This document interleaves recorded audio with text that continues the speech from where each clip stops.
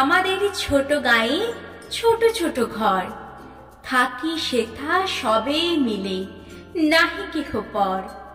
পাড়ার সকল ছেলে মোরা ভাই ভাই, একসাথে খেলি আর পাঠশালে যাই। হিংসা ও মারামারি কবু নাহি করি, পিতা মাতা গুরুজনে সদা মোরা ডরি। আমাদের ছোট গ্রাম মায়ের সমান, আলো দিয়ে বায়ু দিয়ে বাঁচাইছে প্রাণ।